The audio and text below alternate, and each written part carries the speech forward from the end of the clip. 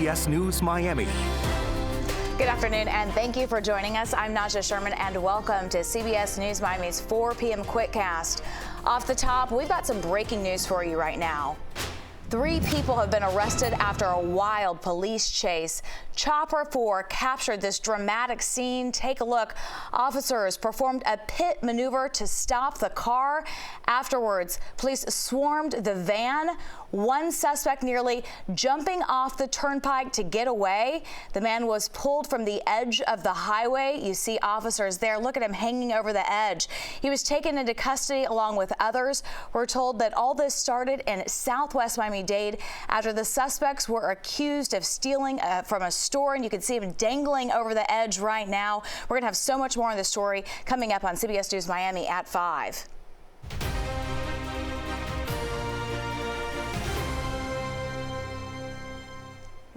It was quite a night. 5 Republican candidates squared off last night at the Arst Center. It was the 3rd GOP presidential debate. The presidential hopefuls traded jabs, and yes, at times it got very personal. CBS News Miami's Robert Costa has more from downtown Miami. You might want to take care of your family first. Leave my daughter out of your voice. Adult daughter, the next generation of America. A tense showdown in Miami Wednesday as Republican presidential candidates pulled no punches. You have her supporters propping her up. That's fine. Here's the truth. You're just the easy answer. All while trying to emerge as credible alternatives to former President Donald Trump. Anybody who's going to be spending the next year and a half of their life focusing on keeping themselves out of jail and courtrooms cannot lead this party or this country. As the former president rallied in Hialeah, Florida, with his mugshot on merchandise for sale. I'm standing in front of tens of thousands of people right now, and it's on television. That's a hell of a lot harder to do than a debate. Florida Governor Ron DeSantis made it a point to take on Trump and argued the party needs a jumpstart after disappointing results in Tuesday's elections. I'm sick of Republicans losing.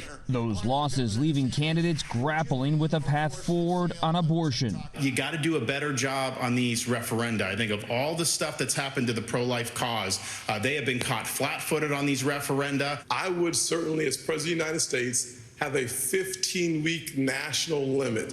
The candidates were edging for breakthroughs by addressing how the crises in Israel and Gaza are playing out at home. For everybody that's protesting on these college campuses in favor of Hamas, let me remind you something. Hamas said death to Israel and death to America. They hate and would kill you too. To every student who've come to our country on a visa to a college campus, your visa is a privilege, not a right. I would deport you from those campuses. And with former Ambassador Nikki Haley gaining support in the non-Trump wing of the party, she became a target. Do you want a leader from a different generation who's going to put this country first? Or do you want Dick Cheney in 3-inch heels? I'd first like to say they're 5-inch heels, and I don't wear them unless you can run in them. Last night, several top Republican sources told me they believe this race could eventually become a real battle between Haley and DeSantis for the support of traditional Republicans, and also believe others could have a breakthrough. The next debate will be in early December. Robert Costa, CBS News, Miami. While the candidates faced off in downtown, former President Donald Trump spoke to supporters at his own rally in Hialeah. CBS News Miami's Larry Seward takes us there. Former President Donald Trump promised to make America powerful, wealthy, proud, safe, and great again, and he did not mince words about why he did not debate Republican opponents. Our nation is in very serious trouble, and it's time for the Republican establishment to stop wasting time and resources trying to push weak and ineffective rhinos and never-Trumpers that nobody wants and nobody's going to vote for. I watched these guys coming in. I had this thing, and I was watching these guys. They're not watchable. You know, the last debate was the lowest-rated debate in the history of politics. So therefore, do you think we did the right thing by not participating? Before Trump walked in, Roseanne Barr, MMA fighter Jose Masvidal, and others warmed up supporters. Most but not all sound convinced Trump will win the Republican nomination. I'm going to vote for Donald Trump because I like Donald Trump. He's just that good. And he's going to be our next president of the United States of America. What do you think of his idea of having this rally as the debate's going on? Good. He's already leading in the poll. He don't need to be over there. First of all, he's got guts. Second of all, it says that a lot of people are coming here to support him today. And I truly believe that he's doing this to let everybody know that he's still in the game. What are you hoping to hear from him tonight? Anything that he has to say. Because I'm a true believer in Trump. Well, his message, I think, speaks to African Americans, Hispanics, Anglos. It doesn't matter. And obviously hit home here. I think many folks here feel that we're losing a sense of that. Trump did allow someone else to share the stage and speak, Hialeah Mayor Esteban Bovo, who says he plans to ask council to rename a street in the city after the former president. Trump told supporters, if we don't win this election, you may not have a country left. In Hialeah, Larry Seward, CBS News, Miami. Always alerting, always tracking. This is Next Weather. And taking a live look at downtown Miami, a beautiful shot. Look at all that blue, but we did have a few rounds of showers earlier today. Let's get right to next weather meteorologist Cindy Pressler. Any more rain on the way? Yeah, there are a few showers still to the north in the Broward County area, especially around Pompano Beach. So not everyone is getting the sunshine. And you can see here we've got clouds onto the background here. So we still have some moisture, some low-level moisture that's getting in. 83 degrees high today so far has been 87. I think that's going to do it, and that's just shy of the record again, so we're sitting just below those very warm temperatures. So this is what we're looking at next. A few coastal showers again tomorrow. It's possible. Isolated showers, though, near record high temperatures again tomorrow and even going into the weekend.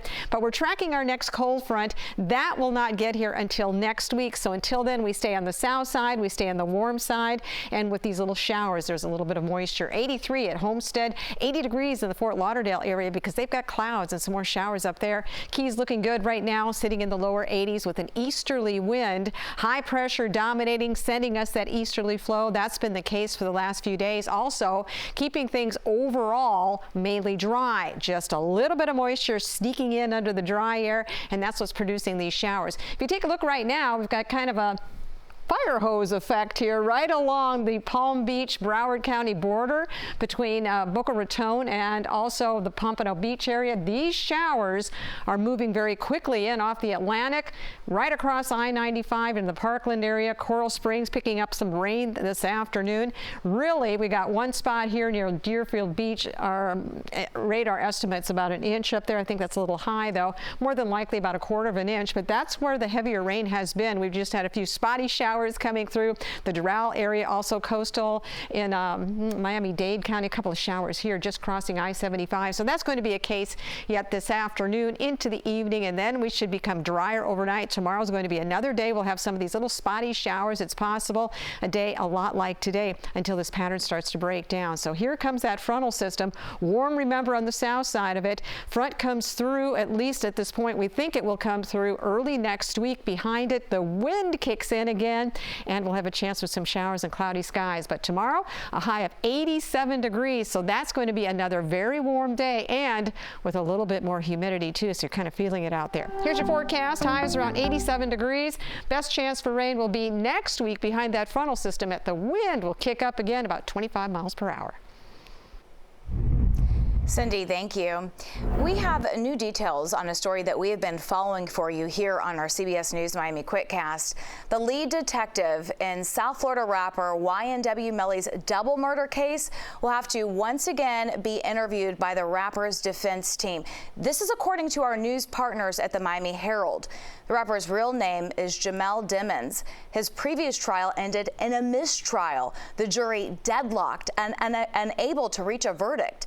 Dimmons is accused of killing two fellow rappers and conspiring to make it all look like a drive-by shooting on October 2018. Jury selection and his retrial is currently underway. The 13-year-old boy accused of killing his mother in Hialeah will remain in adult jail. The judge made the decision this morning. The teen is being charged as an adult. He is accused of stabbing his mother while she slept, lying next to her 14-day-old baby. It happened just last month. According to the arrest report, the teen called 911 and said he had killed his mother. Stay with us. More news when we come back.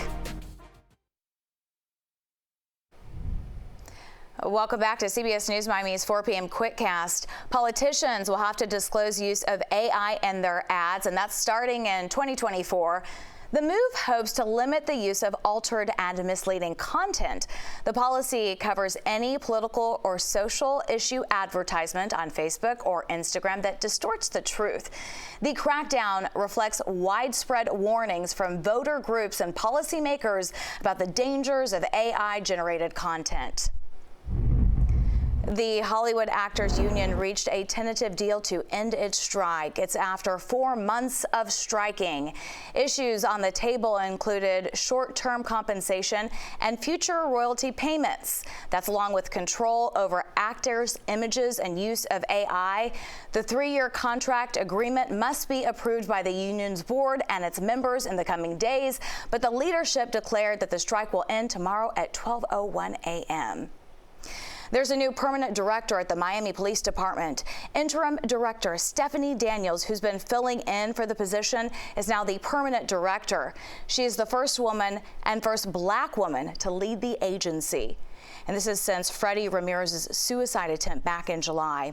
Miami-Dade Mayor Daniela Levine-Cava says she will be returning to the police department in a new role. He will be a senior advisor for policing and transition. The mayor said Ramirez will begin his new role in January following his medical clearance. Ramirez has served Miami-Dade for more than 25 years in law enforcement.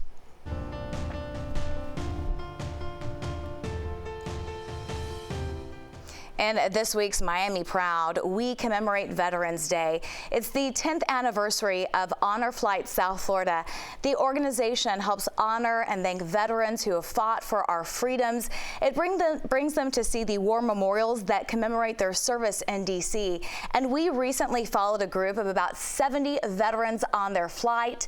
The group first went to the U.S. Marine Corps Memorial, one of the largest bronze sculptures in the world, followed by a stop at Tomb of the Unknown Soldier.